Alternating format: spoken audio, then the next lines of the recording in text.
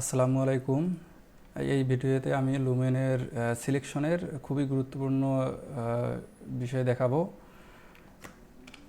অনেক সময় প্রথম দিকে আপনারা যখন লুমিয়ন প্রথম শিখবেন তখন দেখবেন সিলেকশনে খুবই সমস্যা হয়। সেটা হলো আপনি গাছ সিলেক্ট করতেছেন কিন্তু কার সিলেক্ট হচ্ছে না, বা কারটি আপনি সরাতে চাচ্ছেন, মানুষ সরাতে চাচ্ছেন, আর অন্য কিছু আছে সরাতে চাচ্ছেন কিন্তু সরাতে পারছেন না, শুধু গাছ সিলেক্ট হচ্ছে। তার জন্য আপনাদেরকে যা করতে হবে তা হলো,